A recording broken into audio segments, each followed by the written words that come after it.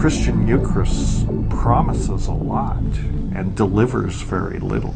You have to believe.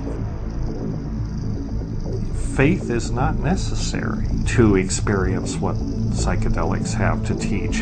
You don't have to believe. You can be as skeptical as you want.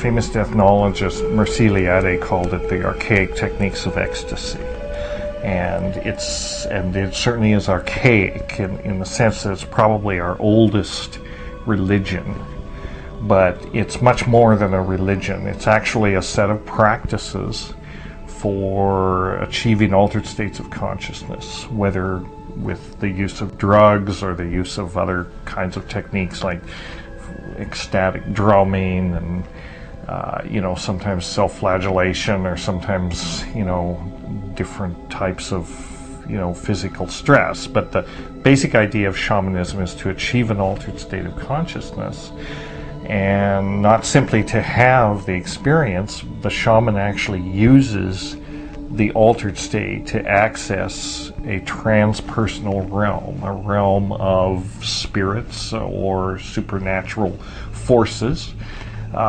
which can maybe allies of some kind, which he or she can manipulate, communicate with, obtain information from, to help the community or an individual.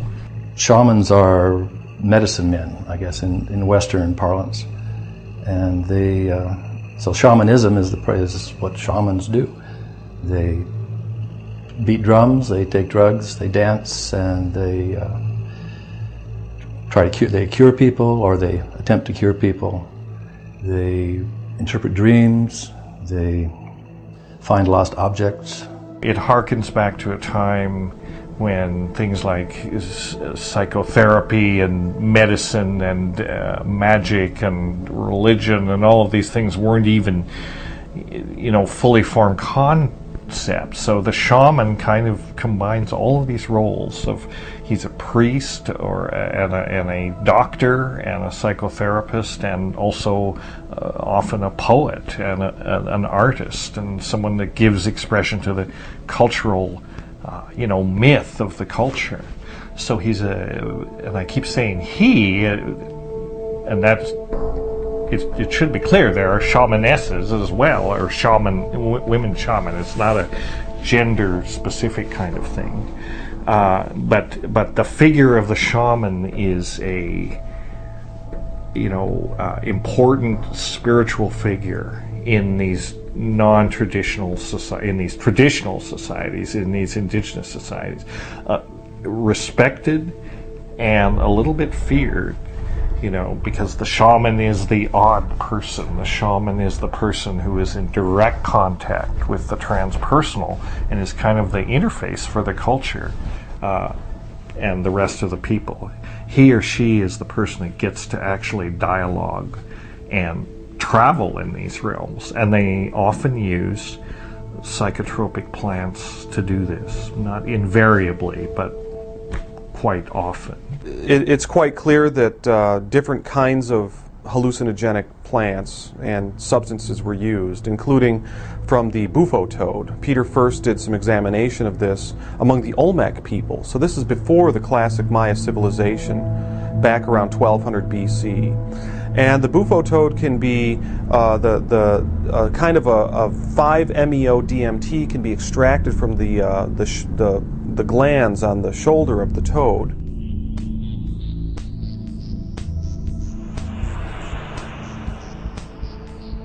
There's another compound out there called bufotenine, which was first discovered in frog skin, actually, and it's got some kind of psychoactivity. It's a little hard to really pin that down. But it's a naturally occurring, tryptamine as well, though. It's found in blood and brain and cerebrospinal fluid and urine, any body fluid in animals in which it's been looked for. So they were clearly using psilocybin mushrooms. They were clearly using the 5-MeO-DMT extracted from the bufo toad, and possibly a more close analog of DMT itself. I mean, there's some discussion around the difference between 5-MeO-DMT and regular DMT, but actually modern explorers with these substances have reported that there are qualitatively different experiences, but both can be pretty soul-shaking.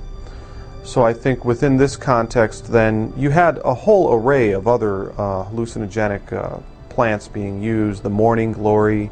The Mazatec Indians today, when Gordon Wasson visited the Mazatec and Mixe regions of Oaxaca in the 1950s, it started this whole revolution in understanding the scope and the depth of the sacred plants that were being used. So you have Salvia divinorum, for example, is a plant that was used by the Mazatec Indians, and is still used today. That's also where the sacred mushroom cult, the psilocybin mushroom cult, was rediscovered, a place where the sacred mushroom cult apparently survived up until modern times. Part of the fear that society at large has of psychedelic drugs is that the only framework that we have to process these experiences through in Western culture is that of competitive drinking.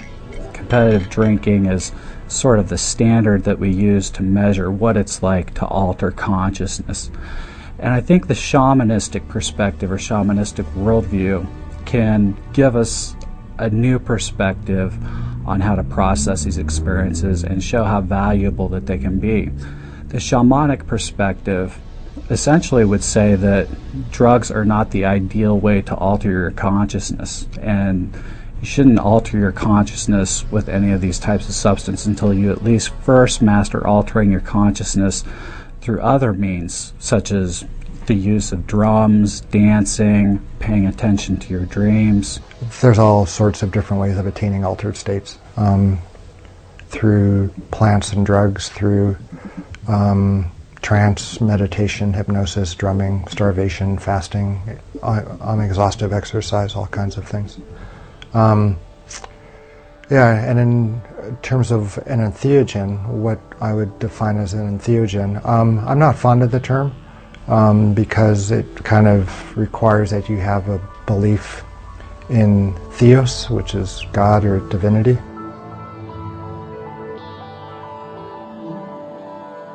I think that the term psychedelic is just a bit more descriptive of what these drugs or plants,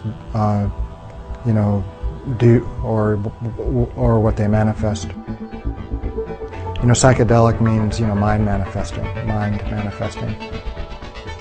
and one could argue that the phenomena one encounters on a psychedelic drug experience are either internally generated or are externally independent and freestanding. I think it still kind of dispenses with theological problems that are accompanied by calling a drug something that generates, divinity within, if you don't believe in divinity. It means God within, generating God within, and inside theos, God, and generate, so that which generates God inside a person. So, and it's a class of drugs formerly called psychedelic, but it's a way of sort of softening the bad press of the word psychedelic. And especially it's to separate it from sort of the party aspect of taking a drug and going crazy, and showing that these drugs have a spiritual side to them, if you can find it. A term that I prefer is shamanic plant or shamanic medicine, because it's a plant, a psychoactive plant, usually a psychedelic or a hallucinogen, that is used in one of these shamanic traditions, right? So it's appropriate to call it a shamanic medicine, although the very same plant and the very same substance could be not shamanic if you're not using it in a shamanic context. If you're using it recreationally or taking it in a rave or some other situation, it's not really a shamanic medicine anymore. It's still the same substance, but if you're talking about substances that are used specifically sort of in this shamanic context, then I like shamanic medicine. I have problems with the term entheogen, although I know that it's gotten, more popular. After Carl Ruck, who was a classicist, and Jonathan Ott and some other people proposed it as an alternative to hallucinogen. Entheogen means manifesting the God within, in theos, within and God. And that's fine, except they don't always do that. I don't like the word because I'm a Buddhist and I don't believe in gods, So, it's to me it's something which helps you to reach your full potential. You don't need to introduce the idea of God. I like the term because I have turned very mystical, since taking LSD. And so my outlook is more skewed in that direction. I think that what Groff said was that it was a non-specific amplifier of your mental states. The psychedelic or hallucinogen or fantastica, the psychotomimetic, all of these qualities that have been ascribed to the same class of sacraments that we now refer to as entheogens. I think it's closer for me to the ultimate purpose for which these substances can be used. The capacity for the human being to experience infinite love and total self-forgiveness.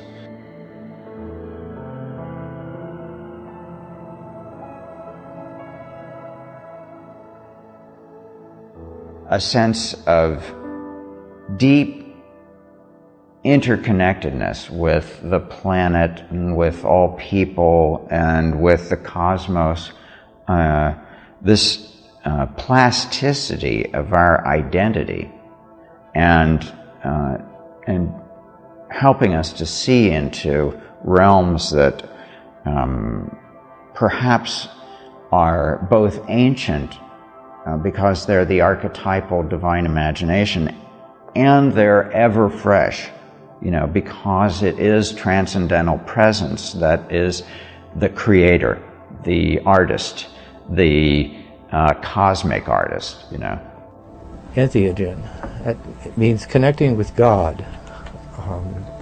I've been searching for God all my life. I was a practicing Catholic for many, many years, and you would think that psychedelics, being mind manifesting, would show you the God you've been worshiping. The closest I ever got to God was that, hey Nick, you're God. You're an aspect of divinity that's looking out at this, a little spy for God, and so enjoy it. I said, well, that's a twist. I've been looking for a God outside me, and here I learned that I'm one of God's apostles in a way. What a surprise! So that's what I learned from psychedelics. That at least that's a hypothesis. So pay attention. Was the message. Pay attention, Nick. You're collecting data for God. Look with God's eyes upon the world. So the term hallucinogen is inaccurate. The term psychotomimetic is inaccurate. The term entheogen is, it all depends on circumstances. My personal preference is I like psychedelic, because even though the term carries all this cultural baggage, and everything's psychedelic, that's kind of something left over from the 60s. But in the strict sense, psychedelic means mind manifesting.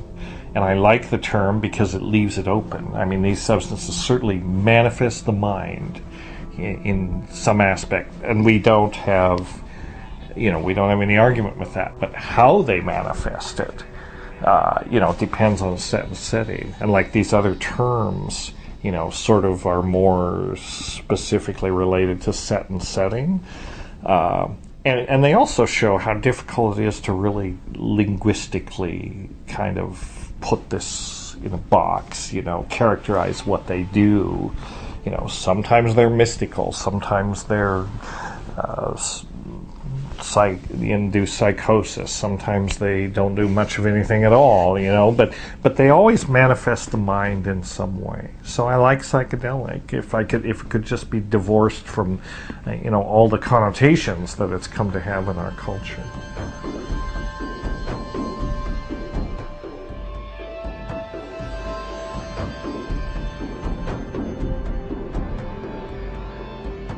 I think it's almost inevitable that psychedelics have been playing a part in religious, mystical experiences since the beginning of time. They are a powerful way for human beings to blow their little egos out of the water and contact the divine. I mean, one thing, the whole of spirituality has its roots, ancient roots, in the shamanic traditions. We still have those traditions, and a huge number of them are based on whatever the indigenous psychedelic happens to be in that area. Because what could be more natural than you pick up a mushroom or something like that, you ingest it, and my God, you're having visions. You're seeing life in a new way. You're seeing through the appearances. You have a greater understanding, or at least the confines of your common sense understanding is exploded. And it's transformational. They elicit a whole spectrum of psychological effects. Probably the ones that people find most interesting as far as alterations of consciousness. They have profound perceptual effects, emotional effects, cognitive effects. They have effects on your sense of self and on your relationship to your body and to your will. So they kind of cut across the entire spectrum of human consciousness. It's rare that people rush to repeat it, over and over again regularly. It's not that you have a craving to take the drug. You have a curiosity about the experience, and you often have to overcome your reluctance to take the drug in order to have that. You see this with ayahuasca very strongly. If you drink lots of ayahuasca, you actually develop a physiological aversion syndrome. And this is well known where with other substances where it tastes so bad and you get sick and all that, and you actually, really don't want to consume it, but you do, and somehow you always get it down, and you're always glad you did, because you overcome the aversion and you learn so much from it, but it's definitely not addicting. Quite the opposite. I think it is possible for people to have an abusive relationship with a psychedelic drug, although compared to the other drugs of abuse, that's certainly a lot less common. For example, the kinds of relationships that most people have with heroin or alcohol or tobacco, those kinds of drugs. Psychedelics, as a rule anyway, tend to be taken sparingly, once a week, once a month, once a year, as opposed to daily.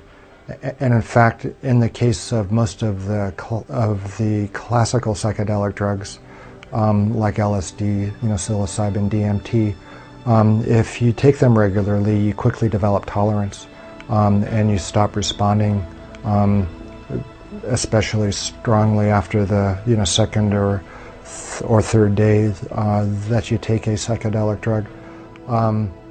That's not quite the case with DMT, but the debilitating effects of DMT, tend to limit its repetitive habitual use as well.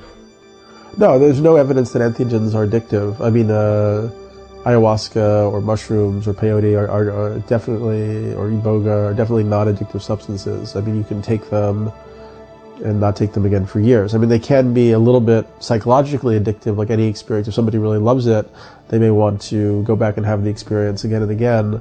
But generally, you really don't find abusive patterns with people who make use of these substances. Look in your own pharmacopoeia, you know, look at the drugs that you're taking and note their side effects. And how many people a year have died from inhaling marijuana? Goose egg.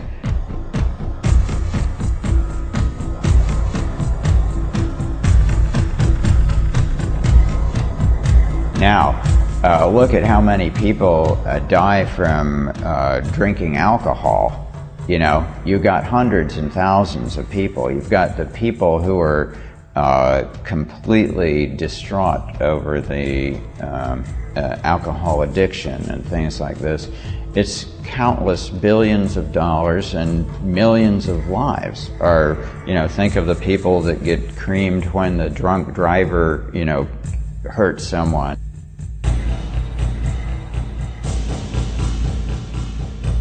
So there's so many repercussions that are much worse with alcohol, and yet it's legal. And so the idiocy of our current position on cannabis is really sad. But my prayer is that the grassroots movement will continue to show its obvious advantage to our culture by a kind of strict integration and taxing and,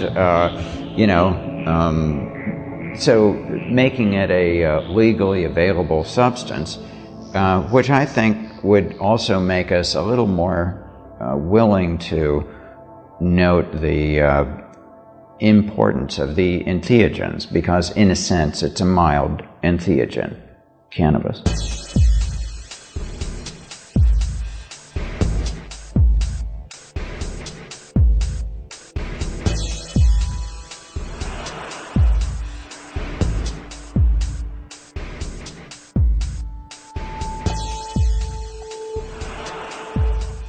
At the same time, we've conflated them with other substances like heroin and speed and cocaine, which are more addictive, more artificial, where we've taken, in the case of heroin and cocaine, we took naturally occurring plant substances, but then we did a chemical process to them to kind of amp up the active component and separate it. So I have a friend, Morgan, who's an herbalist, and he makes a distinction between, the whole plant medicine approach that indigenous people were mostly, using, and our kind of attitude of just isolating the agent that causes a certain reaction and then amplifying that effect so that it leads to addictive patterns. A culture is what it eats, and an individual's personality is often largely a reflection of their diet.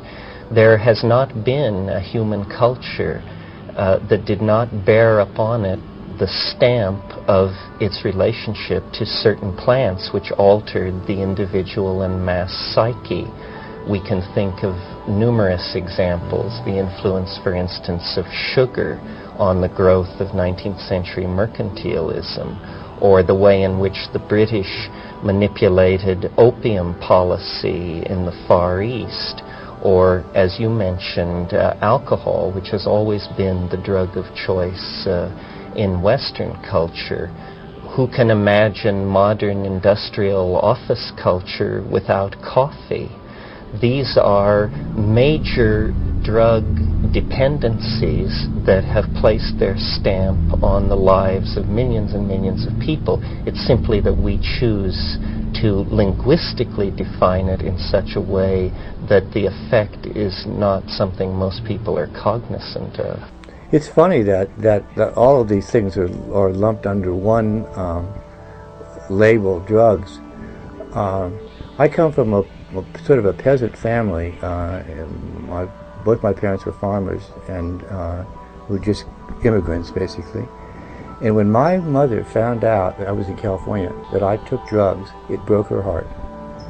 And there was no way that I could explain to her what it was I was doing, because that word drug just had such an impact on her mind that it was about the worst thing what her firstborn son could ever do. And it was just, it was one of the saddest things in my life that I could not explain to Mom what it was I was doing. Mom was a very religious person. She went to Catholic church every day, and I could not find a way to tell her that I was doing the same thing that she was doing. And I still, would not know how to tell Mom, what the difference was between her going to church and me taking entheogens, searching for God through chemicals.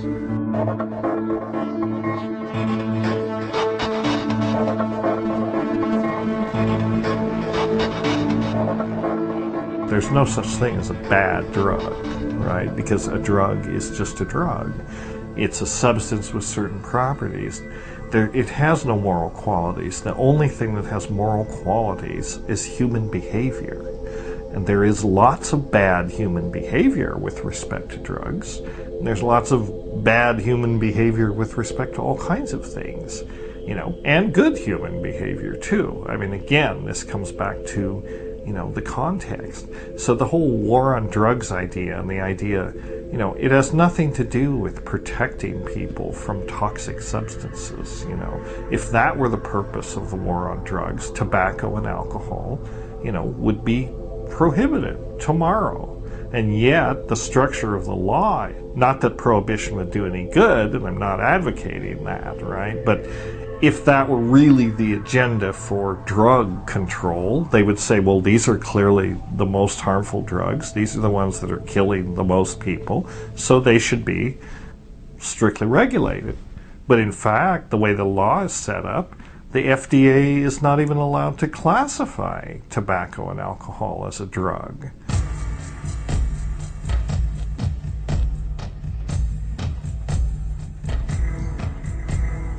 There are these science fiction cliches like there is some knowledge man should not know. So probably there are probably horrible things like huge devils or that places where you shouldn't go. Viruses that would kill all life on Earth, or huge things that make the atomic bomb. There's terrible things. So what does our society has a right to make those things not investigatable by science because they're too dangerous. So our society decides that among those things is marijuana. That scientists should not be able to explore marijuana and MDMA and LSD and these certain molecules because there are things men should not know. And I think as a scientist, that's laughable. And as I often like to say, I got my degree in nuclear physics, and I like to say, if they trusted me with plutonium, why not LSD? My gosh. So this makes no sense. So okay, if the war on drugs is not about protecting people from harmful substances, what is it about? Why are all these substances illegal? It's about control. And ultimately it's about control of what people can think. And it's the control of experience. It's essentially the state arrogating itself to the point where it says, certain states of consciousness are allowed and other states of consciousness are not allowed. And that's really what it comes down to. This is about cognitive liberty.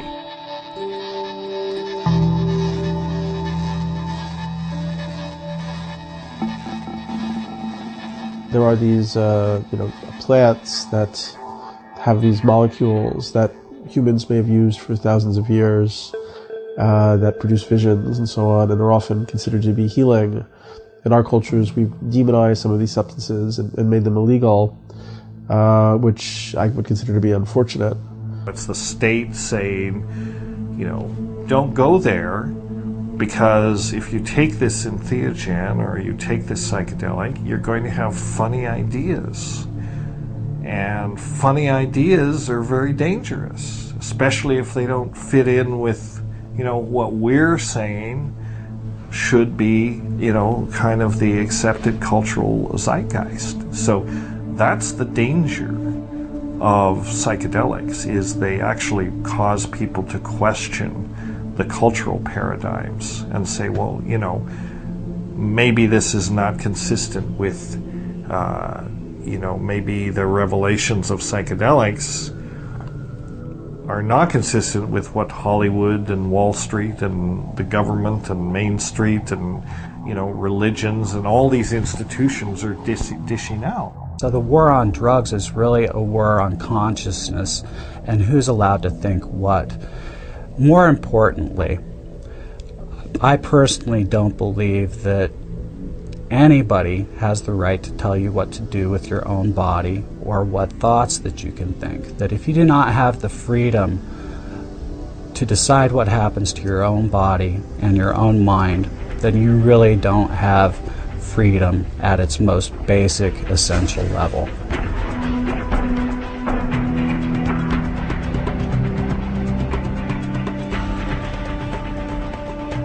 You know, I think it's really ridiculous that they won't allow terminal cancer patients to take whatever fucking drug they want. I mean, you can't argue it's going to be, if you're going to die anyway, why can't you take any drug you like?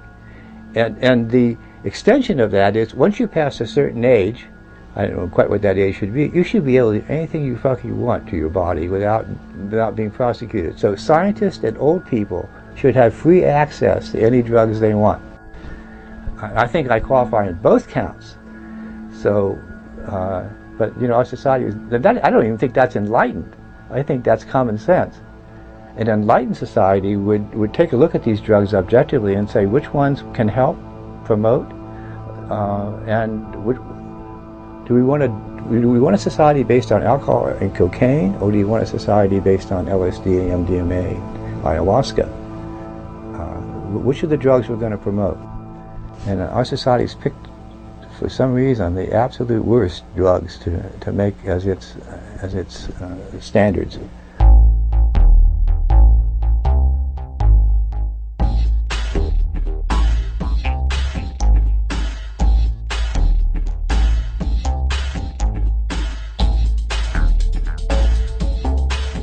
Potentially, psychedelic drugs could be for psychology what the telescope became for the science of astronomy.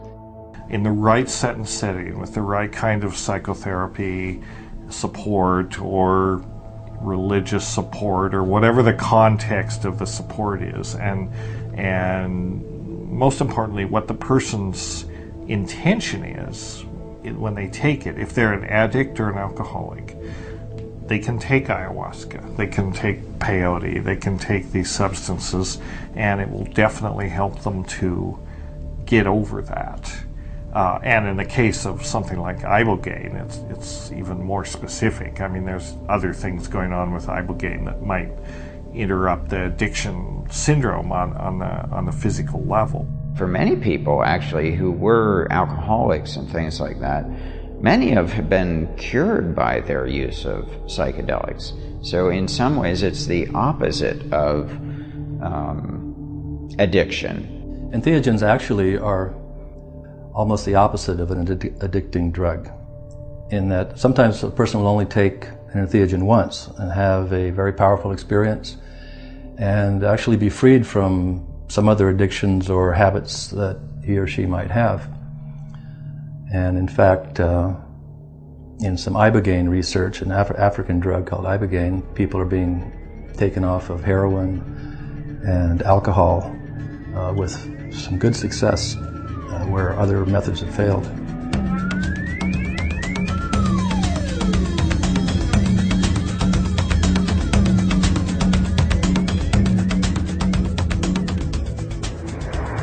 I discovered ibogaine pretty much 11 years ago on the internet back home to a friend of mine, which I gave a treatment. It was heroin. He was heroin addicted, so I treat him with the root, because I never use ibogaine for detox. No, I always use straight root. So when he went back to his country, that's how he learned about ibogaine, and he sent me an email. I'm like, whoa, oh, that's very interesting. So ibogaine is an extraction from iboga. So you take the root itself, you do the extraction, and it became the first like a total alkaloid.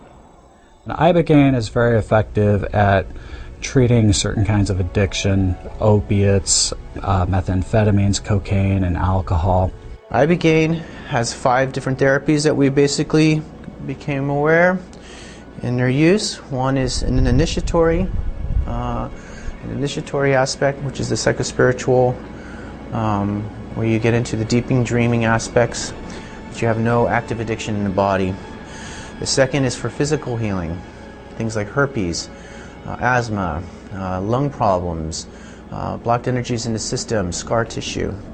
Then there's also a mental treatment for disabilities around depression, post-traumatic stress disorder, traumas, sexual abuse. Then there's a reset therapy that we do with alcohol, cocaine, and methamphetamine. We separate that because those substances need to be out of the body for 24 to 72 hours prior to treatment. And then there's opiate. And in opiate detox, we can begin 12 hours after last administering of an opiate, and within 45 minutes it will completely control any symptoms of withdrawals. I even do the healing for, let's say, for women who wanting to have kids, and let's say they try in hospital, you know, and the doctor there say, you know, you can't have kids anymore. But the woman is normal. It's like nothing is missing in the tummy. Why she can't have kids? I do the healing of that iboga.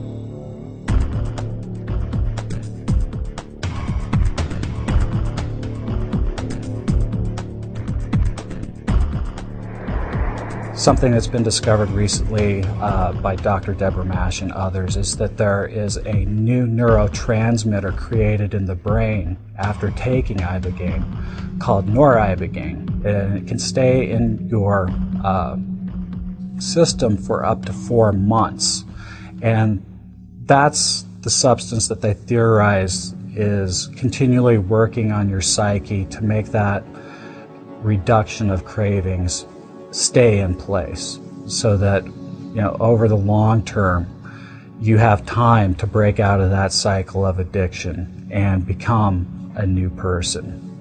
Not only is it address the symptoms of withdrawals and discomfort, but it also works in the craving center of the mind. So the individual, by the time they've completed treatment, has no desire whatsoever within a 10 days to 2 week period to touch opiates. See, that's pretty much the reason why I'm here in the West. I didn't just decide to come here. I love my country, and we really peaceful there. Life is also great, like here in Mexico. You know, I would not just like leave my people, whatever I were doing, my family, just to come here to hang out. Now, I had a call from the Spirit to spread the roots, the word of the root, iboga, which is like them talking with ibogaine, to spread in the world, because it's not just for Africans, it's for anybody who needs it. If it was just up to me, I would just like, okay, let's go from city to city, clean up the streets, clean up the houses. You know, we're gonna find those guys with, you know, with drug addict. We're gonna find them and heal them all, because that's the only way. That iboga and ibogaine is a last call for anybody who really wants to get help. You don't have to spend like thousands and thousands of dollars or spend months in a clinic rehab and go back tomorrow and using the drugs. No, it takes just a couple of days to get healed, and I'm ready to do that, to help anybody who wants to take it. Just one decision. That's it. That's all it takes. But the thing is, I've also known many people who take a lot of psychedelics, and they're heroin addicts, they're alcoholics. It hasn't helped them a bit. So, you know, honesty behooves me to say that. This is not a miracle cure for addiction. All these things can do is like open up an opportunity for the person to examine their lives and resolve to change, if that's what they want to do. But it won't compel them to change. You know, it's not going to force anybody off drugs. So, you know, it's like a lot of other techniques for treating addiction, talk therapy or whatever. They work in some people and not in other people. Since it's illegal in the United States, the only options that an addict has is to go out of the country or to do it illegally in the United States. And there are some people in the United States who are treating addicts illegally. You know, they're breaking the law by healing these people. However, most people go to other countries to take Ibogaine. I personally, I went to Mexico around the Puerto Vallarta area with an organization called awakeninginthedream.com. And that was a great experience for me. And the people there were super nice, and it was in a setting that I think was beneficial to the Ibogaine experience. In other words, it wasn't in a clinic, it was in a house, and I was with people who were very experienced at doing this, and I felt completely safe. But there are several clinics in Mexico doing this. Some of them are just right across the border in Tijuana. And there's lots of clinics around the world that will take your money and give you Ibogaine. They've never taken Ibogaine. They don't know anything about drug addiction, and they have no idea what that individual is going through in that process. You know, and that just frightens the hell out of me. I mean, in comparison to what the model in the United States, this is not a return visit, a revolving door therapy house. We're hoping you can come here once, get rid of that addiction, and when you come back again to do more work with the Ibogaine, if it benefited you, you know, without an addiction in the body, because then you can go to the next level, and then you work to the next level. And this could be a real supportive, you know, this isn't like going to meetings every day and believing that you're never going to be anything less than what you are. This confirms that you are no longer in the body energetically. There is no physical addiction existing in the system.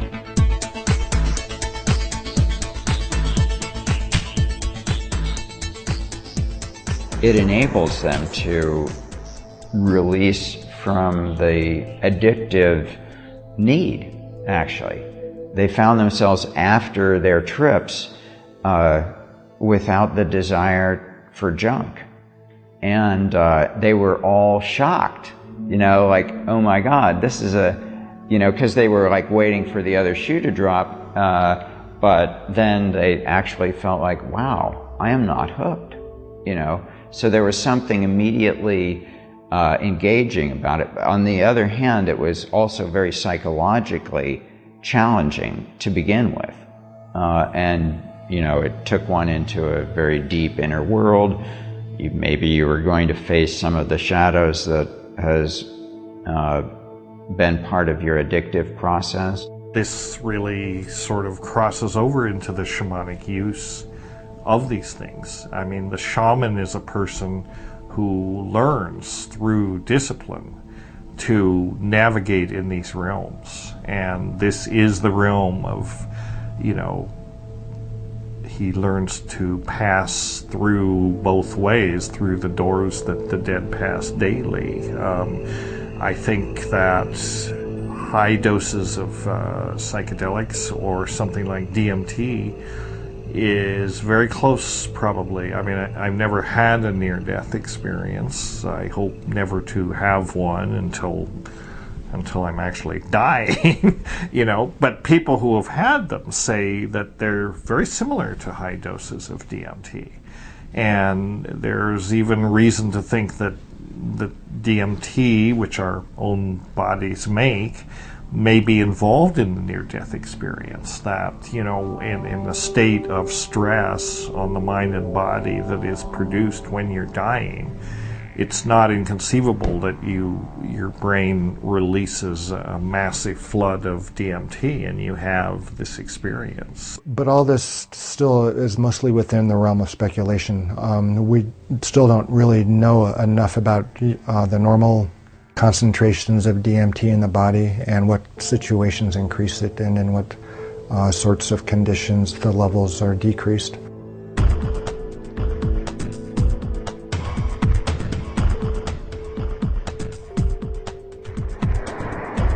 Where is DMT found in nature? Well, a better question would be where is it not found in nature? I mean, this is really interesting to me. The fact that DMT is so ubiquitous in nature, and it is from the chemical standpoint, structurally, it's the simplest of the psychedelics. It's a very, very simple compound. And in terms of biochemistry, it's only 2 steps away from tryptophan. Tryptophan is an amino acid. It's one of the essential amino acids. So it is universal. All living things have tryptophan. Now, not all living things have DMT, probably, but the enzymes that convert tryptophan to DMT, there are 2 main enzymes in this process, are also universal. I mean, I don't know how chemical we want to get here, but the basic idea is there's an enzyme that takes off the acid group of the amino acid, so it turns it from an amino acid into an amine. And then there's another enzyme that puts methyl groups onto the amines. So first you get tryptophan, and then you get tryptamine, and then you get dimethyltryptamine, which is what DMT is. And this goes on, I think, very commonly. Well, these enzymes are certainly common. I mean, they're common in all cells practically. Do all organisms contain DMT? I think it's possible that all organisms might contain traces of DMT. There are many plants that contain DMT. We know of at least a couple hundred, and that's only because we've looked. There are probably thousands of plants. In fact, my suspicion is that because tryptophan is so easily converted to DMT, I think if you went out with a sufficiently sensitive instrument, mass spectrometer or whatever, and just started sampling plants at random and shoving those through your gas chromatograph or whatever you're using, you would find traces of DMT in every plant. And you would also find it, we know it's very widespread in animals too. So we know it's in amphibians, we know it's in mammals, including us. We know it's in marine organisms, we know it's in fish. So it's odd that, well, maybe it's not odd. It's just a fact of nature that it's all over the place. And probably is about as close to being universal as anything is. It's also related to serotonin. Serotonin is a neurotransmitter which occurs in all life and is most concentrated in the higher primates and most concentrated there in man. It is 5-hydroxytryptamine, while DMT is, as you mentioned, N,N-dimethyltryptamine. So there is a very close structural affinity between this extremely potent and exotic hallucinogen and the very common basis for ordinary consciousness, serotonin. DMT and 5-methoxy-DMT and even beta-carbolines, which are the other component of the ayahuasca combination, do occur in the human brain, and they occur in other places in the human body, in the adrenal glands, for instance, probably in the gut, but they definitely occur in the human brain, especially in the pineal gland.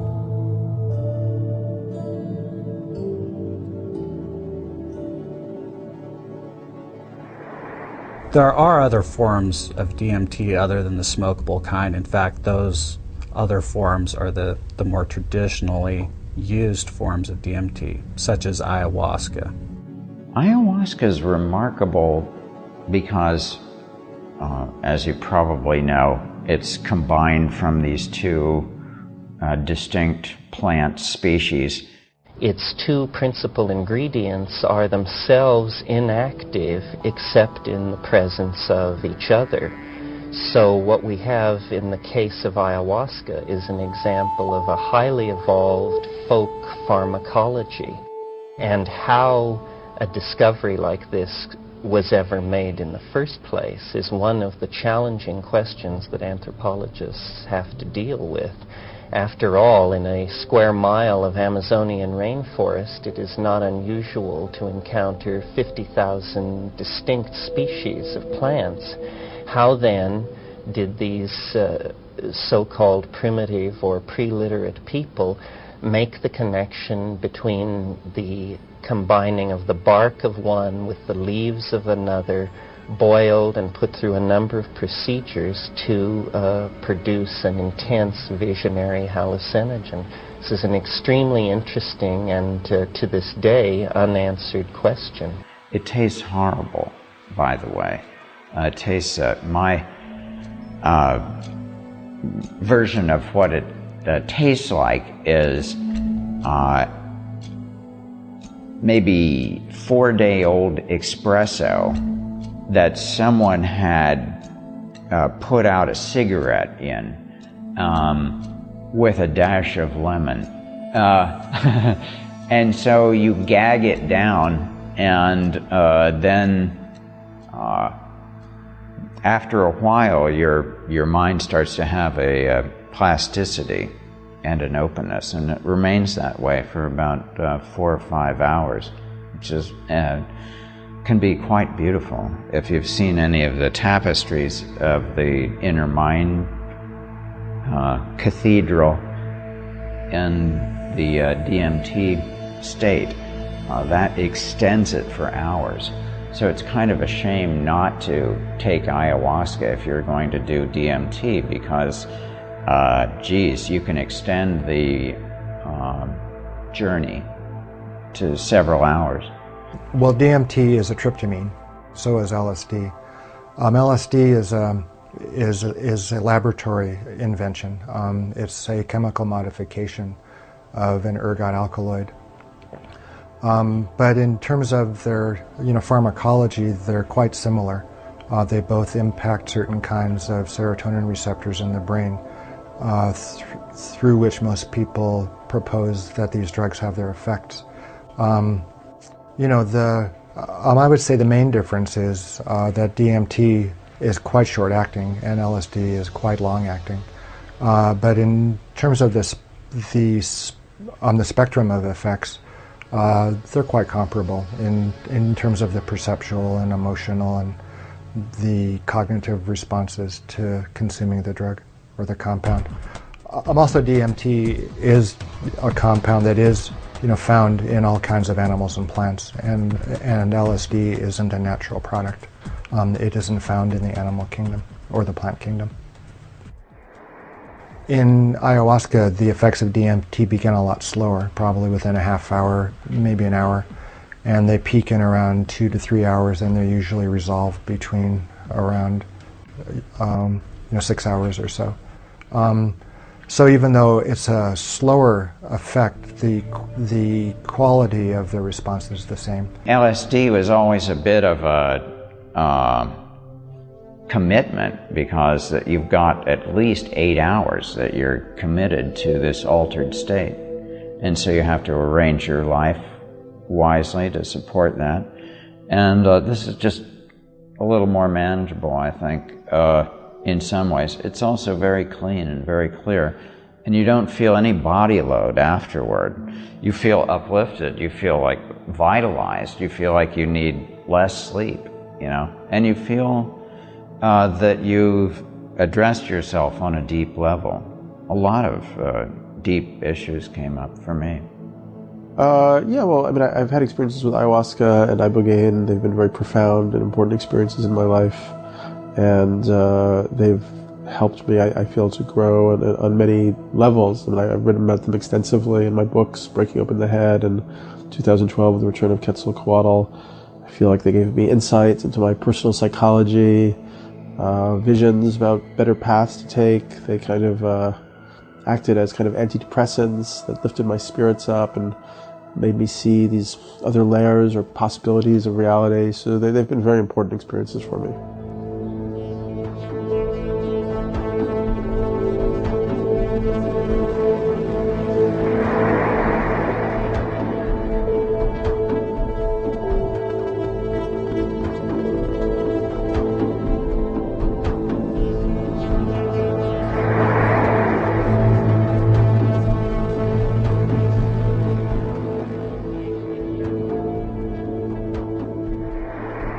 telepathic and group mind states are induced by this particular plant mixture. And it's particularly interesting in the light of the fact that the chemical constituents which make it go are in fact found endogenously in the human brain. These are not exotic compounds from the point of view of ordinary human brain chemistry. So there is a suggestion there that manipulation of neurohumoral compounds, brain neurotransmitters, and that sort of thing may in fact open the door to untapped areas of human potential. One of the games my brother liked to play with the mushrooms was, in this dialogue situation, he was always saying, tell me something I can't possibly know, right? And that will validate that it's not me, that this is coming from.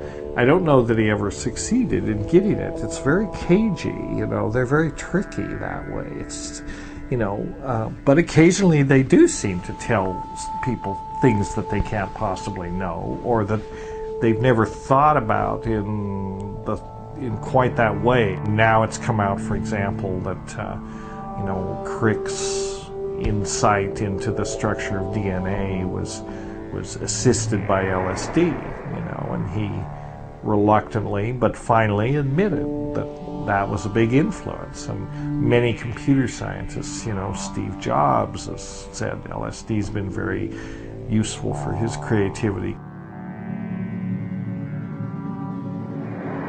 Kary Mullis, the Nobel Prize winner who figured out the PCR chain reaction, has been quite upfront about it.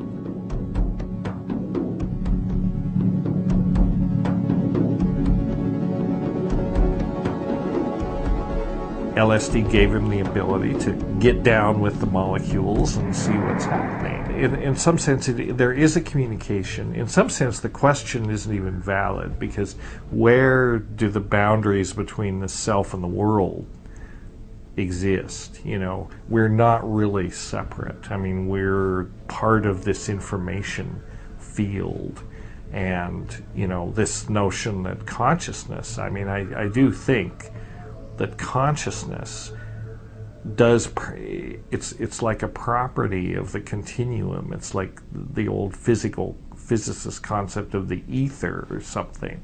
It kind of permeates everything, and it's not really localized in the human brain or necessarily even generated by the human brain. Why does the brain require DMT for normal function if this is indeed true?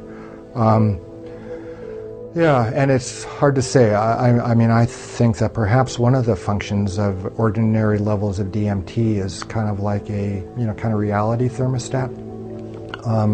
If you have a certain kind of narrow window of levels of DMT in the brain, it maintains this ordinary level of, perceptual, consensus reality that most of us live in.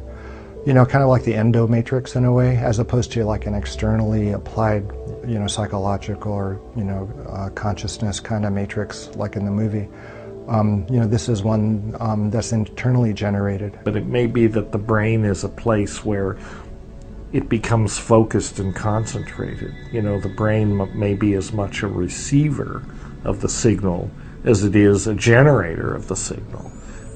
Nobody can really say, but that model in some ways appeals more to me than the notion that it's all coming from the brain. The brain is more like a node, and there's this sort of field of consciousness that permeates everything, and to a certain degree, everything is conscious.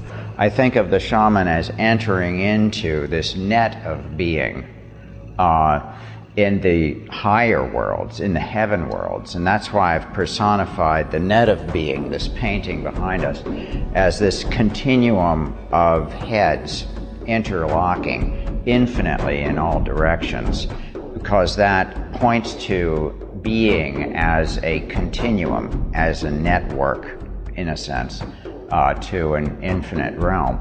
And this is a part of the deep fabric of our being, I think, because we sense ourselves as souls related to many. There is this everyday world, but you can be in a place where there is no you and still perceive the world. That scared me. Losing my ego was the scariest thing I ever, and I still don't like it. A profound state which may be reached by use of these entheogens, psychedelics, hallucinogens, whatever you're going to call them, which is known as ego loss or ego death. Unfortunately, subsequent to the coinage of this term, ego has come to be used in a completely other sense. It has been used in the sense of pride, and that is not what ego death is about. I mean, ego death would mean you lose your sense of I for good, and that's not what happens. They mean a temporary suspension of the ego when ego death is spoken of. Ego death means the death of you as a concept, whereas we walk around thinking of ourselves as things. We think of, I am sitting in the chair, therefore, I am a thing, the chair is a thing. When we reach the realm of ego death, or ego dissolution, or whatever you're going to call it, there is no longer any perceived boundary between oneself and the chair. In this state, there are no things. There is just one continuous experience. In some sense, all of experience is an illusion. Everything that we experience in the here and now and our state of being is a hallucination, an elaborate hallucination that our brains construct. We happen to call it consensus reality.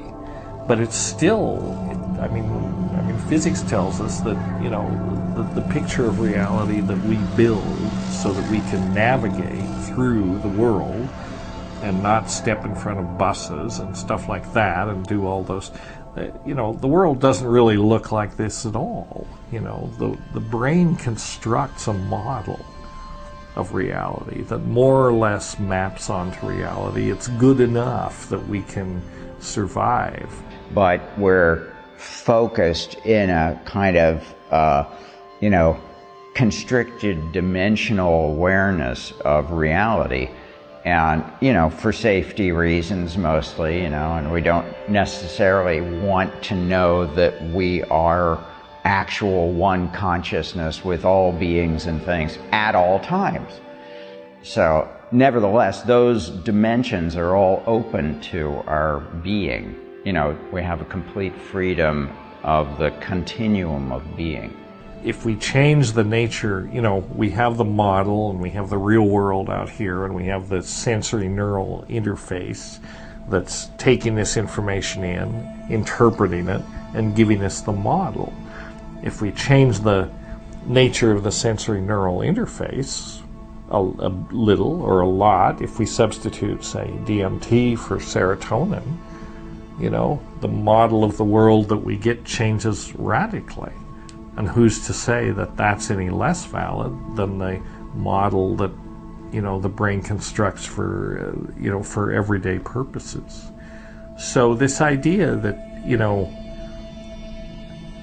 it's all illusion, it's all hallucination. That's what experience is, that's why, in some ways, I sometimes get a little impatient with people that say, a drug experience cannot possibly have any spiritual validity.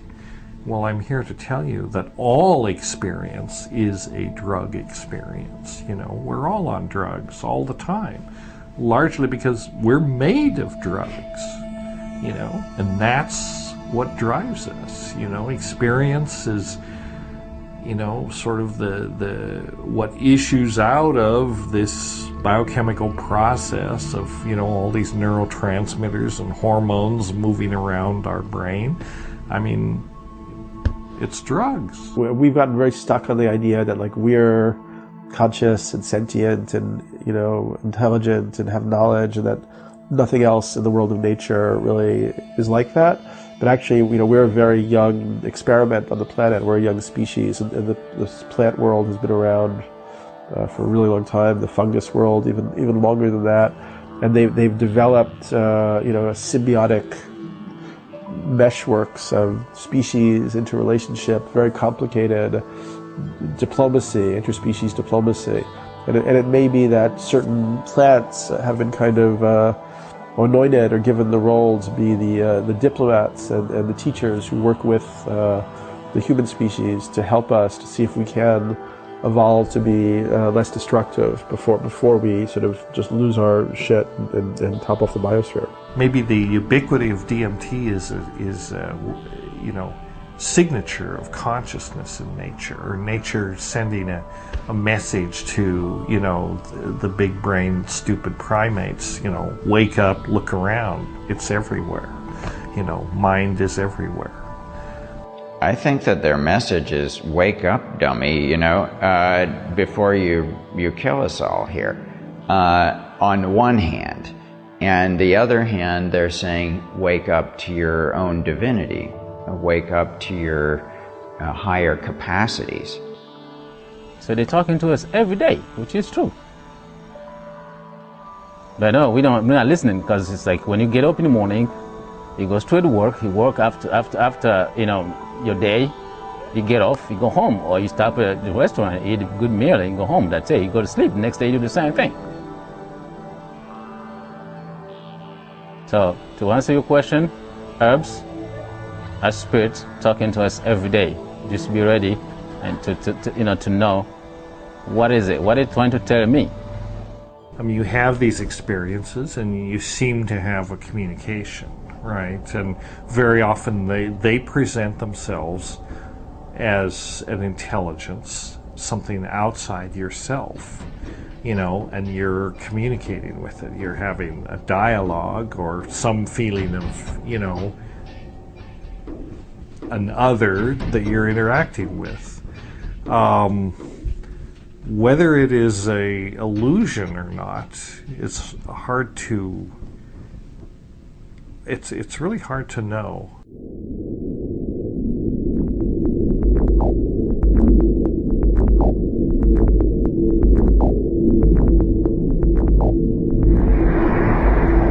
Psychedelics sort of make people aware of realms that are less material, you know, that the real sort of, the really rewarding experiences are not necessarily what Wall Street or Madison Avenue or Hollywood wants to deliver to you. I mean, those experiences, and they're synthetic experiences just as much as a drug experience is a synthetic experience, but they're usually tied with some consumerist, you know, agenda.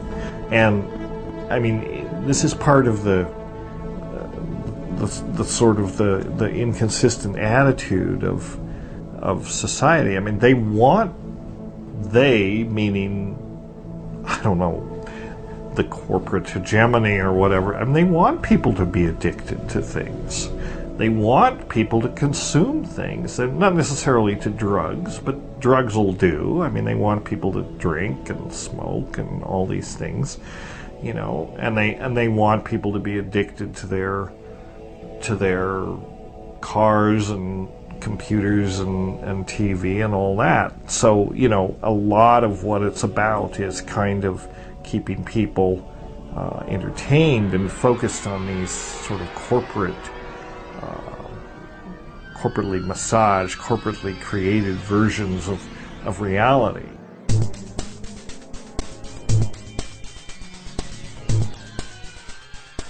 The business of culture, any culture, is to perpetuate its cultural models. And if the hallucinogenic plants have not been integrated into the cultural model, then they are definitely seen as dangerous forces for an unpredictable sort of social change. Now, if the hallucinogenic plants have been integrated into the cultural model, this is not then a problem, and this is the case with shamanism. Shamanism is the culturally sanctified institution of inner exploration via psychoactive plants. Where psychoactive plants are not present, shamanic institutions tend to become vitiated, to rely on ritual or ordeals or other methods of eliciting these ecstatic states. Well, the contemporary artist, therefore, has felt a great kinship with the shaman, because the archetype of the contemporary artist is that they stand askance from or ajar from conventional culture. And therefore, these are the creative artists, we hope.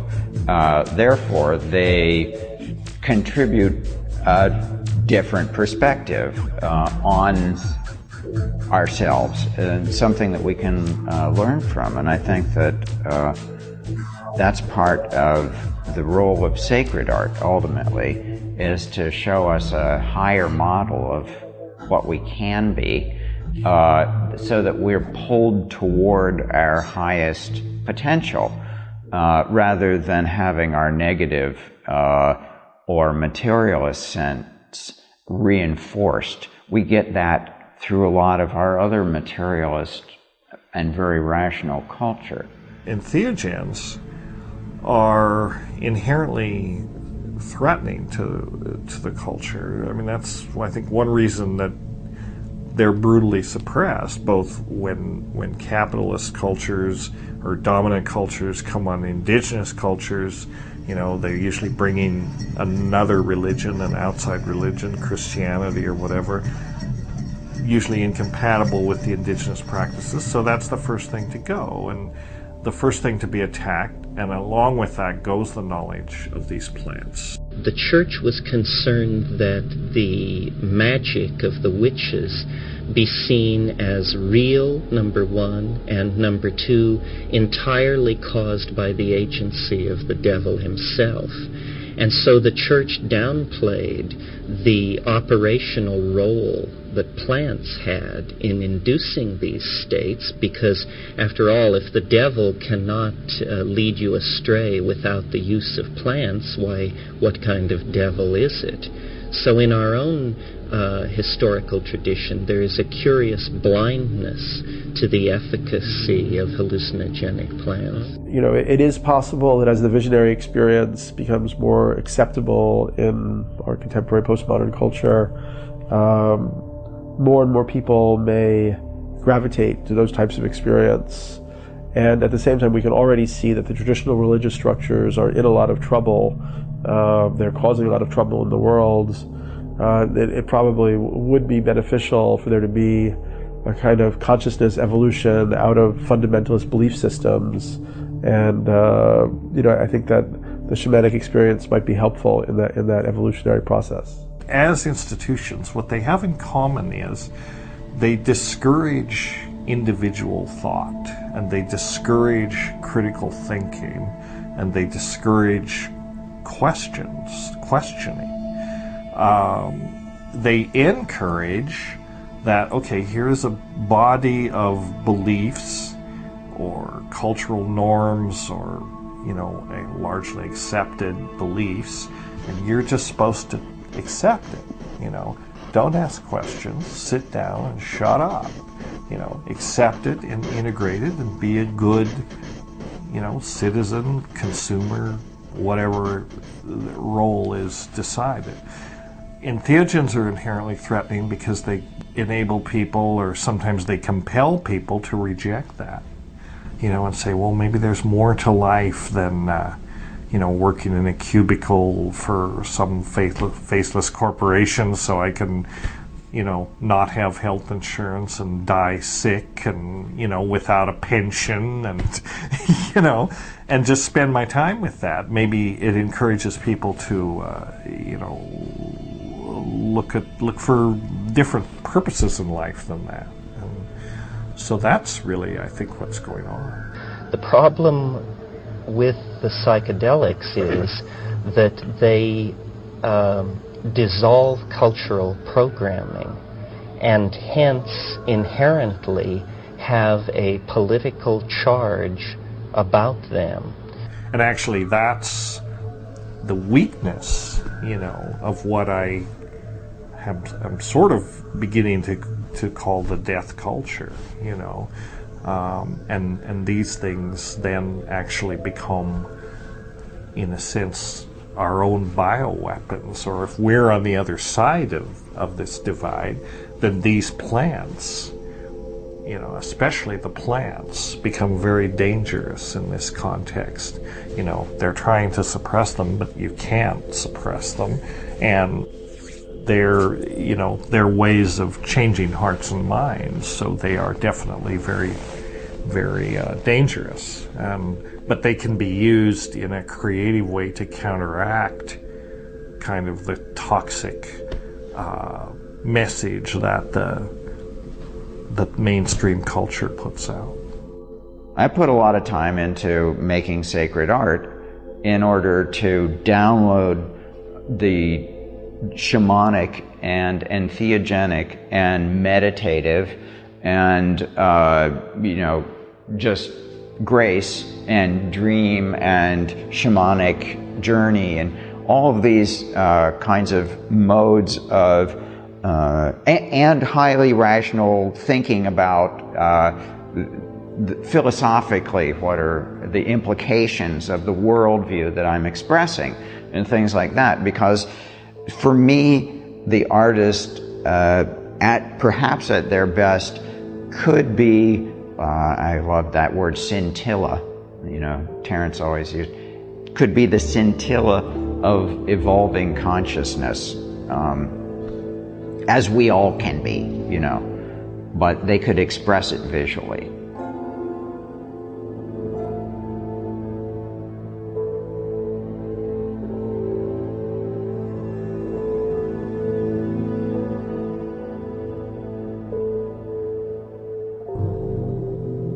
And in fact, there are images that appear to be of the fly-agaric mushroom in some early Christian art. The fresco at Plain Coral is one example of this.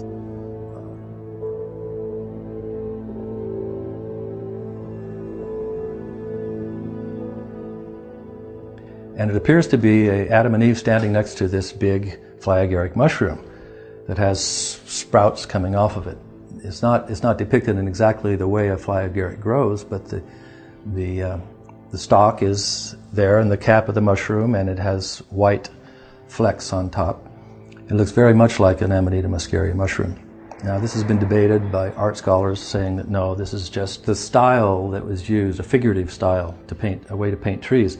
But why, though? You have to ask, would you start painting trees that looked like mushrooms? Unless perhaps you were trying to get across another message in that painting.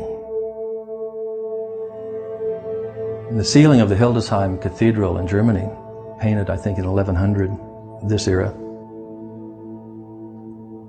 there's a striking image very similar to the Plain Coral fresco of Adam and Eve, again standing not next to a tree like Amanita, but standing in front of what looks like a fly-agaric cap behind them, tilted on, so it's facing the viewer.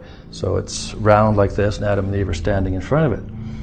Not only is it perfectly round like an Amanita cap, not only does it have white spot, these are actually silver spots spread out over like the veil remnants, white veil remnants on an Amanita cap, but these are actually metallic hemispheres, silver metallic hemispheres that are attached to the painting. So they're actually raised bumps, just like you'll find on the cap of a mushroom. The veil remnants are are white flecks that can even be removed. So this was, in my opinion, this was an intentional clue by the artist to show people what was really being shown here, what the fruit of the Garden of Eden really was, according to the artist, and according to Allegro and Wasson as well, that the fruit of the Garden of Eden was in fact the flyagaric mushroom. It's just such a damn attractive mushroom, I have to say. It distinguishes itself by its beauty. I can't think of a more beautiful mushroom, really. At the same time, I can think of one that takes you a lot higher in terms of its psychedelic potency and entheogenic potential. I've never had much of a holy experience on an Amanita.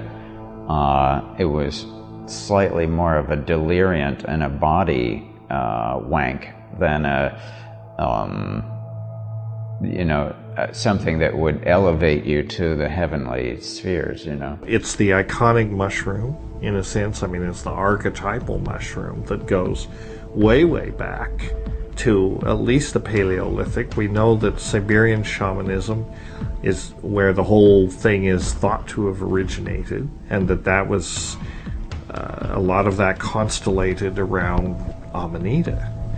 And, the classic shamanic motifs of the ascending the world tree and having the axis mundi that links the celestial and the earthly and the underground realms. And in Siberian shamanism, this is often depicted as a mushroom. I've encountered the Amanita muscaria mushroom and its symbolism actually in the material around the Finnish Kalevala, the national epic of Finland. It was collected together as an oral tradition in the 19th century and was called the Kalevala. And it's the ancient legends of Finland. And there's an artifact or an idea or a concept in the Kalevala called the Sampo. And the Sampo is kind of this magic mill that's capable of producing anything you wish. And it's really a cosmological metaphor for the starry sky centered on the pole star. And the stars are called the ciphered cover, so it's envisioned as this huge sort of umbrella-like thing that spins slowly with the central axis coming down. So it's also a huge image of the Amanita muscaria mushroom as a cosmological metaphor. Muscimol, which is the active main psychoactive principle in Amanita muscaria, is a very potent GABA agonist. So it interacts specifically with these receptors and not at all with the serotonin receptors, except possibly indirectly. So how can Amanita muscaria produce these transcendent experiences? And there are several possible answers. Maybe they don't. I personally am not familiar enough with Amanita muscaria to say that they do. My own experience with Amanita was very limited because I didn't enjoy it, but it didn't seem like a transcendent experience at all. It seemed like a cheap drunk in a way, but I dealt with, I was eating fresh mushrooms, and it's almost always taken dried. I think there's a great deal of chemical variation in the mushrooms, both geographically. There's geographic variation. The mushrooms in the Himalayas and in Siberia may not be the same as the ones in Colorado, just from a chemical angle. So there are many chemical races, of these mushrooms. Some of them may contain true psychedelics. Some of them may contain tryptamines and or beta-carbolines. There's some evidence that they do, these DMT and this kind of thing, do show up in some of these things, some of these amanitas. It's a complicated picture. Nobody has sorted out, somebody really needs to go through and do two things. They need to collect mushrooms very carefully from different parts of the world and do chemical profiles to see if they can define a chemical race, or are there certain races that are high in these tryptamines. Someone also needs to look at the way that they're prepared, because I think I've talked with people, and you have too probably, who insist that they are really very psychedelic, but you have to dry them a certain way, and they have to be dried over a fire, they have to be, and the fresh mushrooms don't get it, The flyagaric mushroom, unlike, say, psilocybe species, the psilocybin mushroom, where you can pretty much rely on, you can go by weight. If you take the mushroom, a certain amount will give you pretty much a certain experience, level of experience. With the flyagaric, you have no such guarantee. You can have a mushroom as big as a dinner plate that will give you virtually no experience at all, or you can have one much smaller that can knock your socks off, metaphorically speaking. It's because the mushroom contains both muscimol, which is the active ingredient, and a substance called ibotenic acid, which is far, far less active, but much more toxic. Once it reaches your liver, the liver starts dismantling it, and the first thing it does is a decarboxylation process which turns it into muscimol, and then it excretes it. So you can actually, depending on the amount of ibotenic acid in the initial sample, you can actually excrete more of the active principle, muscimol, than you ate. And so if you were to pass on your urine to somebody else, you'd get higher than you did. Purely because, and of course you'll pass on some ibotenic acid too, which he will metabolize into muscimol. And so in Siberia, this is passed from person to person, not rather than being recycled. And they get 5 or 6 people high on the same mushroom. This is very important. This may be the secret of Amanita, because it seems to me, from what you were saying, that it's not simply that it goes through. There's a filtering, and there's a detoxification process. So the first collection after you eat it has probably got a lot of things cleaned out of it that might make for an uncomfortable trip. It may also, this is pure speculation, but it's possible that some of the downstream effects of taking these GABA agonists, which is what the Amanita, it might induce the production of endogenous tryptamines, DMT plus beta-carbonates, so that the person who ate that urine or drank that urine after this process might be getting a lot of things that is not in the mushrooms, but it's actually secondary metabolites that are produced by the eating of the mushrooms. So you get the mushrooms, you eat the mushrooms, and you get all these feedback loops happening, and you get possibly things excreted in the urine, possibly these tryptamines and beta-carbonates. I don't know that this is possible, but it's completely reasonable to speculate. There is actually a Tibetan text which is a retelling of the Hindu myth of how Amrita was first made by churning the ocean. But in the Tibetan version, the bodhisattva who's supposed to be looking after the Amrita doesn't look after it very well, and this demon comes along and steals it. And he doesn't just drink it all, he drinks it and replaces it with his own urine. And then the Buddhas decide that the bodhisattva Vajrapani, who is looking after it, should drink the urine. And he does. And he becomes dark blue, surrounded by flames and ornamented with snakes.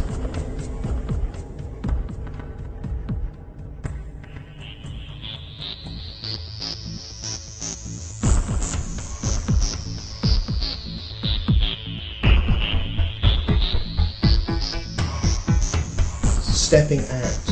That's what the mystical experience is. It's one of ecstasy. And whilst it's difficult to look at specifically, at least the Gnostic and pagan initiations, and go, oh, this was what was used, and we don't have that. We can guess, we don't.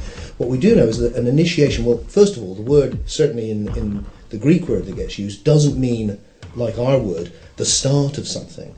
It comes from telos, and it means kind of a glimpse of the end of something. So what's happening to you in an initiation is that you're getting an experience of where you're going. So and then you come back and then you make the journey back to that place and you're finding it in yourself. Now, one of the things that psychedelics does is it gives you a glimpse of something which has been kind of given to you from the outside in. You've needed to ingest this thing and something's happened to your consciousness. It's a very powerful way of doing that. So the idea that you could have an initiation, a glimpse of the end, through something which is taken into you, through psychedelics, or also through the influence of a teacher or a ritual, or maybe all of it, and then you're on the journey to find that in yourself, because it's already in you. That's what I think is going on one way or another.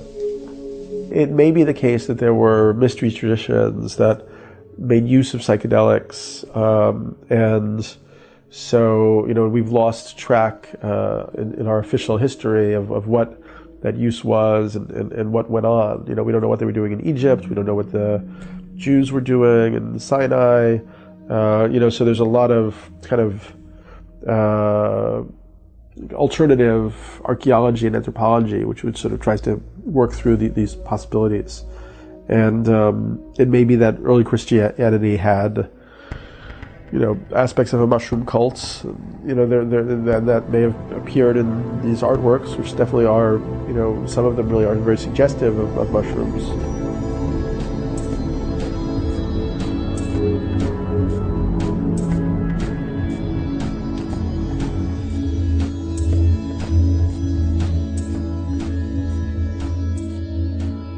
However, I think that sometimes there's a tendency in the psychedelic community to almost become like, entheogenic fundamentalists and think that all visionary experience, was mediated by the psychedelic plants, and that the origin of all religions was based in, the experience of using these substances. And it may be the case, we just don't know. And it may not be the case, because people have visionary experiences without psychedelics. I mean, diet, fasting, drumming, there are all sorts of, there's a whole range, yoga, there's a whole range of types of experiences that produce mystical visions, sense of unity with the cosmos. So I'm a little resistant to a strain that I often encounter in the psychedelic underground of kind of fundamentalism around these experiences, that they were the origin of all genuine religion or whatever. So, but they probably played more of a part than the official story gives credit to.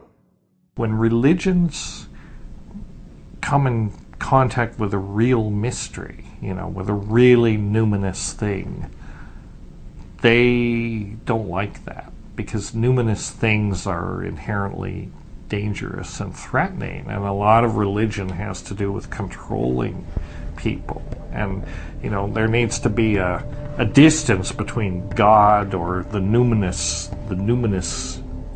archetype, whatever that is, and the people, and that's usually the priestly hierarchy and the infrastructure around that, and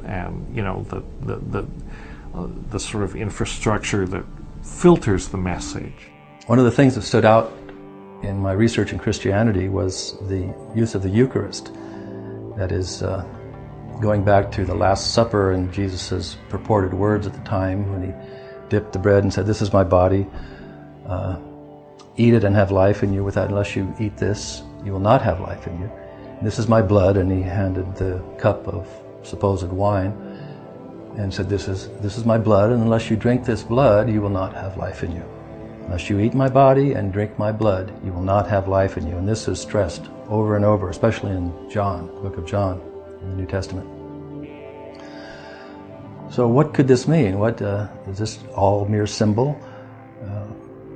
Why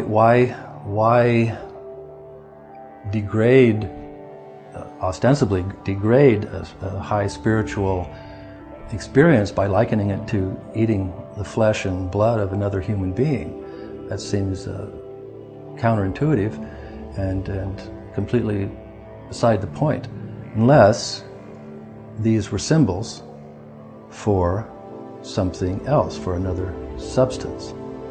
The Christian Eucharist promises a lot and delivers very little in terms of, in other words, you have to believe to get much out of the Christian Eucharist. And if you believe, then you may get, you won't get a psychedelic experience, but you will get something, an affirmation of faith or a feeling that you're, in communication with the Creator. Frankly, to be honest, I don't believe. I was raised Catholic, but it never made any sense to me, and so I don't believe, so I can't really tell you what a devout Christian gets from the Eucharist. What's different about psychedelics is they do deliver something. They deliver an experience if they're taken in the right set and setting. And I think one of the main things that sets them aside from, or that distinguishes them from the Eucharist, is you don't have to believe. In fact, I tell people faith is not necessary, to experience what psychedelics have to teach. In fact, that's an impediment. Get rid of your faith. Approach it like a scientist, You don't have to believe. You can be as skeptical as you want. You can take the substance in, you can experience it, and you can make your own judgments what it's about. If Paul and other people are eating the body of the God and having an incredible visionary, Paul says, again, it just completely contradicts the idea of a historical Jesus, because he says, everything I know about Jesus came to me by revelation. Where's this coming from? What is the source of his experiences? I wouldn't be at all surprised. A chap called John Allegro many years ago wrote a book, The Sacred Mushroom and the Cross, which was about precisely this.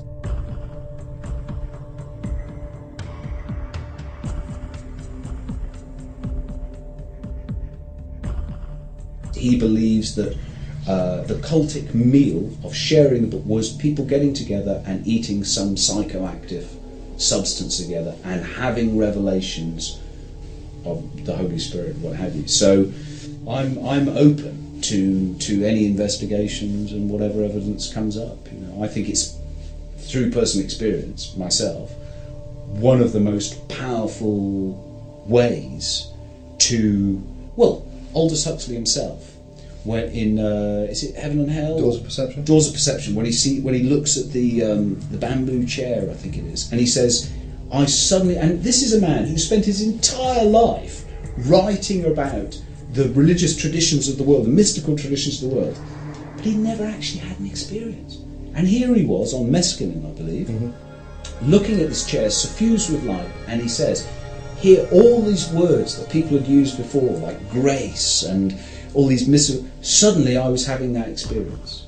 Alan Watts the same, again a great scholar, actually had the experience in this way. So if that's happening to people today, I think we can safely assume it's been happening to people for a very, very long time. Yeah. Shamanism is like a universal human dispensation wherever people live in connection with their native land, and it doesn't have to be through plants either. There are tribes that don't use plants, that just do all-night ceremonies, ritualistic drumming. There are all sorts of different ways to get people into altered states, and actually we're learning more and more about brainwave patterns and theta states and alpha states and so on. So I think that as Andrew Weil talks about, the desire, the sort of almost the necessity for people to change their consciousness and experience other states of consciousness seems to be very basic to our human nature. And if people aren't given constructive and creative outlets for those types of experience, they'll choose destructive and negative ones, just because it's just almost natural that we would want to have different types of consciousness experience. Anybody's experience, their subjective personal experience of the mystical, has to be considered valid in some respect. They may have a different terministic screen, a set of words that they use to describe these mystical experiences, and maybe sometimes we don't always agree with those because of the baggage that's associated with them. But we still have to be open to the truth from those experiences before we completely just throw the baby out with the bathwater. A mystical experience by any means whatsoever, you know. And if you can do Sufi dancing and attain a state of mystic bliss by finding your center and being a vortex, like a gyroscope of being, you know. I think there are numerous ways that people sort of align themselves with this mystic reality. But I happen to think that entheogens and psychedelics are a powerful way that could more safely be integrated into, you know, the sort of initiatory experiences that people call into their lives and stuff. And I think that the usefulness of the substances may eventually, as if humanity can evolve itself and mature itself, there may be an application, you know, in the future for these substances.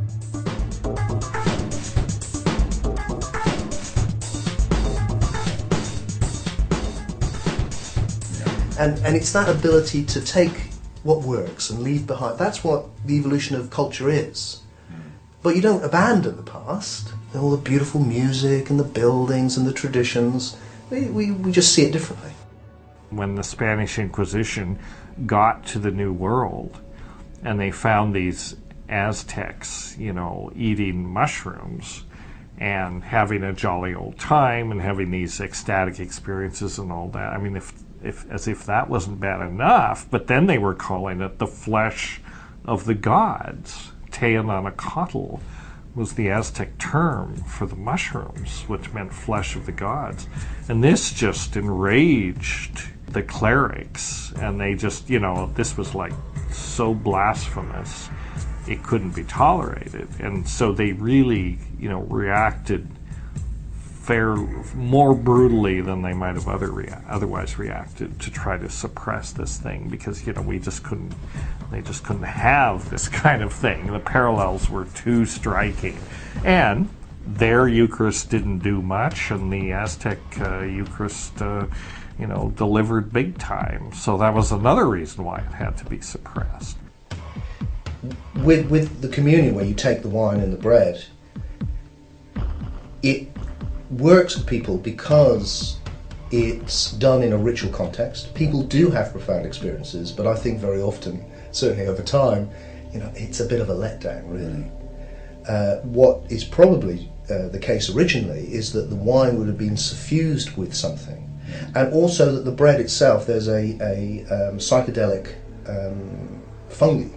Well, that's where LSD is synthesized from ergot of rye. Yeah. And they believe that at certain points, when the bread was infected, and the medieval St. Vitus dance, for example, yeah, if the fungus has attacked the crop before it's turned into bread, the bread itself becomes psychedelic.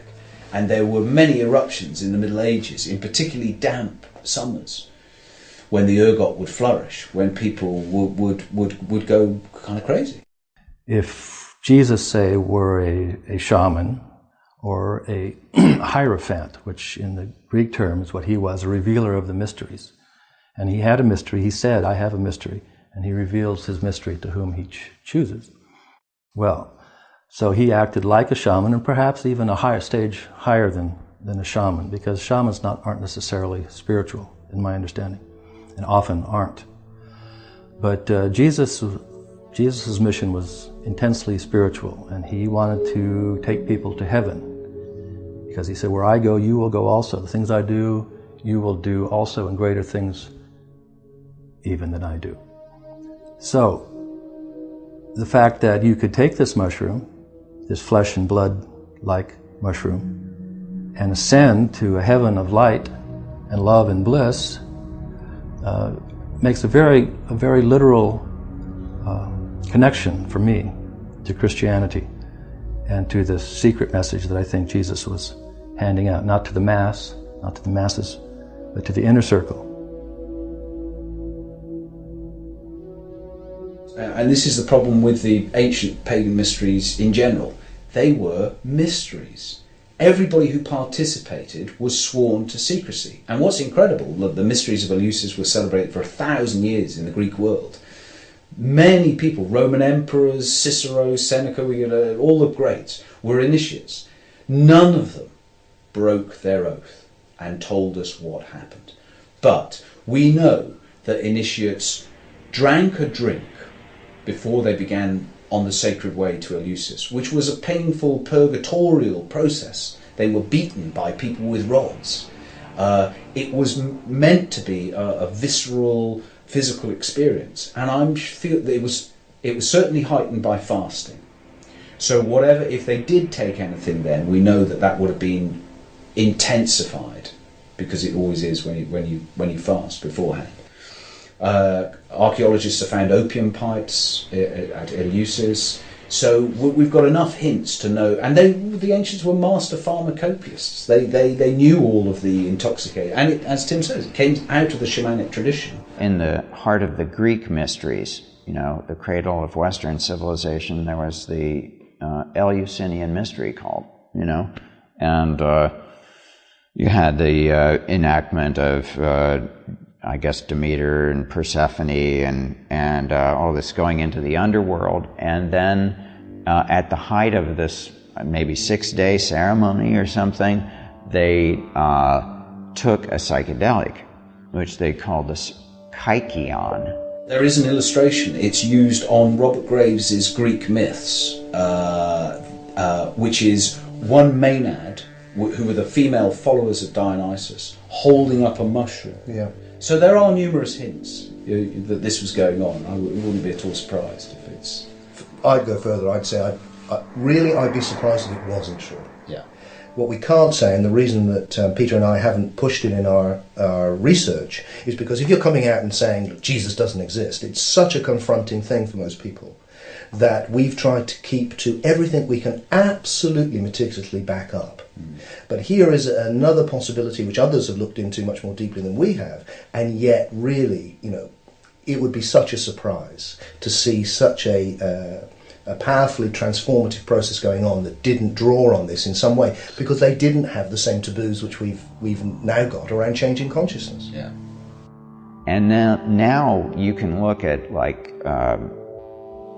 Socrates' whole allegory of the cave and things like that, and you can, where people were just being in their cave and noticing the shadows and thinking that was the world, and then somebody turned around and they went outside and they saw the sun, and it's like, oh my God. He came back and wanted to tell all of his friends about it, and they absolutely wouldn't look toward the light, no matter what he did, they just wanted to stay entranced in their shadow worlds. We are in this cave, we are watching shadows on the wall and mistaking them for reality, whilst the true source of light is from the mouth of the cave.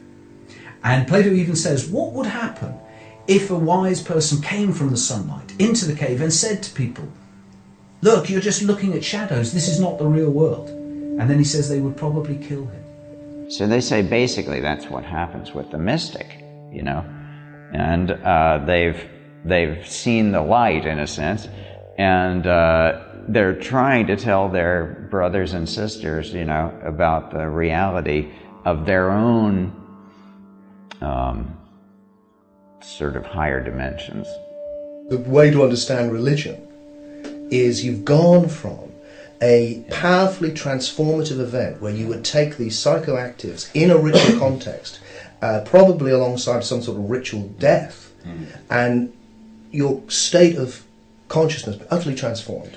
Yeah. To a little bit of white wafer and some tiny sip of wine in a context where you're going to go back and sing. Well, I think it hymns. must always be the function of organised religion to neuter, to emasculate the mystical experience. Because what you don't want is people having their own access to the divine.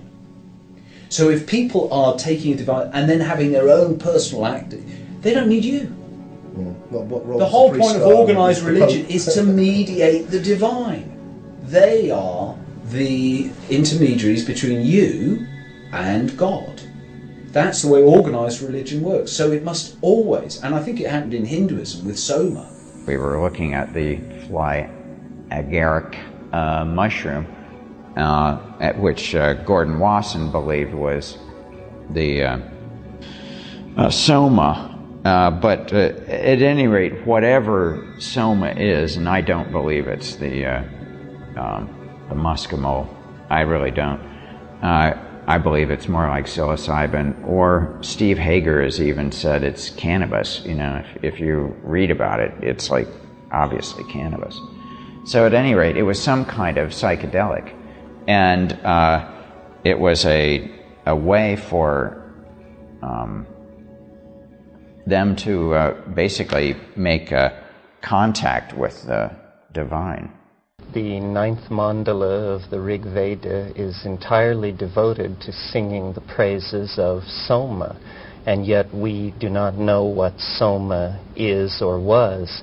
R. Gordon Wasson spent a considerable portion of his life researching this problem and reached the conclusion that Soma was Amanita muscaria, a mushroom that is symbiotic to pine and birch trees throughout much of the North Temperate Zone.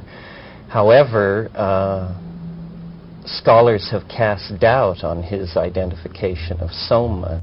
It's quite possible that there were several different psychoactive plants used in sacramental forms in ancient India. In the most developed forms of Vajrayana Buddhism, the amrita that was used was called Panchamrita, which means the fivefold amrita. So there were 5 separate plants, I think.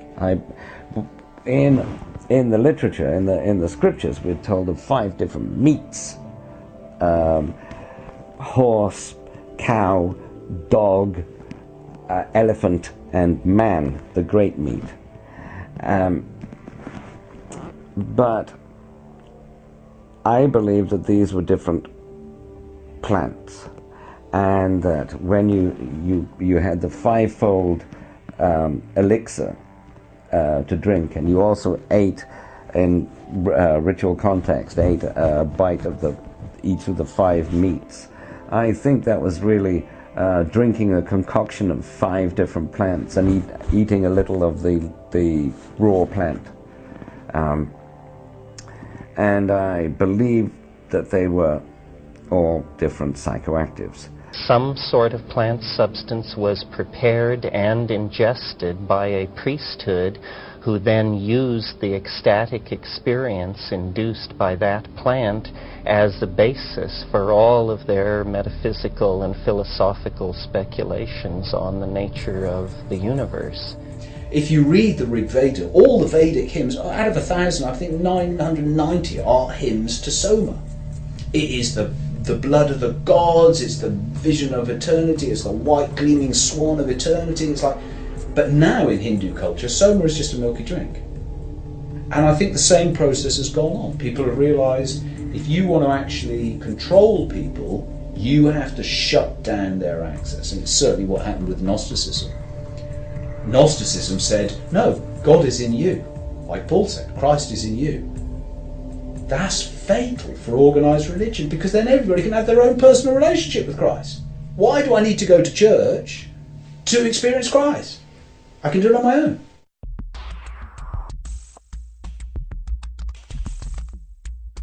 psychedelic experience is as central to understanding your humanness as having sex, or having a child, or having responsibilities, or having hopes and dreams, and yet it is illegal. We are somehow told we are infantilized. We're told, you can wander around within the sanctioned playpen of ordinary consciousness, and we have some intoxicants over here if you want to mess yourself up. We've got some scotch here and some tobacco and red meat and some sugar and a little TV. But these boundary-dissolving hallucinogens that give you a sense of unity with your fellow man and nature are somehow forbidden. This is an outrage. It's a sign of cultural immaturity, and the fact that we tolerate it is a sign that we are living in a society as oppressed as any society in the past.